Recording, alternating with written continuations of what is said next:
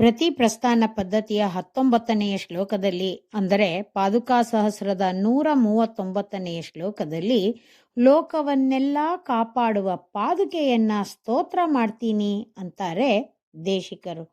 ಶ್ಲೋಕ ನೋಡೋಣ. ಕೈಕೇಯಿ ವರದಾನ ದುರ್ದಿನ ನಿರಾಲೋಕಸ್ಯ ಲೋಕಸ್ಯ ಯತ್ ತ್ರಾಣಾರ್ಥಂ ಭರತೇನ ಭವ್ಯ ಮನಸಾ ಸಾಕೇತಮಾನೀಯತ್ ರಾಮತ್ಯಾಗ ಸಹೈ ಅಸಹ್ಯ ವಿರಹಂ ರಂಗಕ್ಷಿತೀಂದ್ರಸ್ಯ ತತ್ ಪಾದತ್ರಾಣಂ ಅನನ್ಯತಂತ್ರ ಪಣಿತೆ ಆಪೀಡಮೀಡೀಮಹಿ.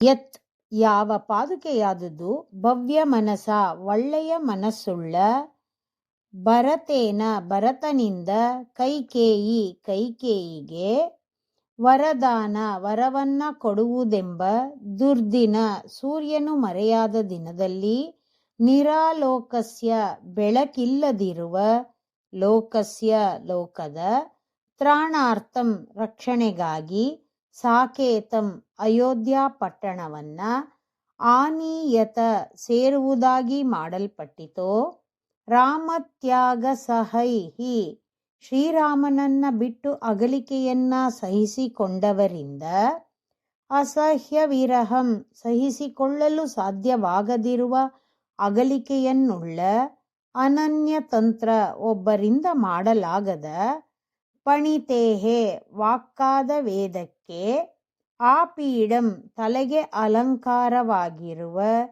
ತತ್ ಆ ರಂಗಕ್ಷಿತೀಂದ್ರಸ್ಯ ಶ್ರೀರಂಗನಾಥನ ಪಾದತ್ರಾಣಂ ಪಾದವನ್ನ ಕಾಪಾಡುವ ಪಾದುಕೆಯನ್ನ ಈಡೀಮಹಿ ಸ್ತೋತ್ರ ಮಾಡುತ್ತೇವೆ.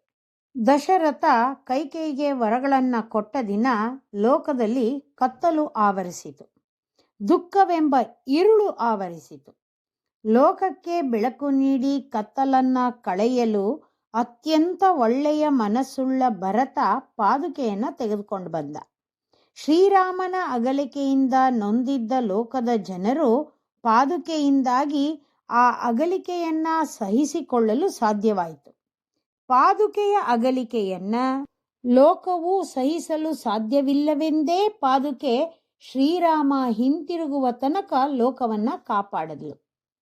ಉಪನಿಷತ್ತುಗಳಲ್ಲಿ ಹೇಳಲ್ಪಟ್ಟ ವೇದಗಳಿಗೆ ಶಿರೋಭೂಷಣವು ಶ್ರೀರಂಗನಾಥನ ಶ್ರೀಪಾದಗಳನ್ನು ರಕ್ಷಿಸುವ ಶ್ರೀಪಾದುಕೆಯನ್ನ ಸ್ತೋತ್ರ ಮಾಡ್ತೇವೆ ಅಂತಾರೆ ದೇಶಿಕರು.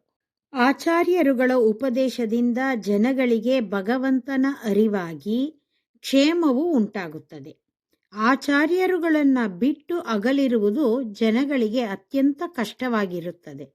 ಅಂತಹ ಆಚಾರ್ಯರುಗಳ ಅನುಗ್ರಹವು ನಮಗೆ ಪೂರ್ಣವಾಗಿ ದೊರಕಬೇಕು ಅನ್ನೋದು ಈ ಶ್ಲೋಕದ ಗೂಢಾರ್ಥ. ಶ್ರೀಮತೆ ನಿಗಮಾಂತ ಮಹಾದೇಶಿಕಾಯ ನಮಃ.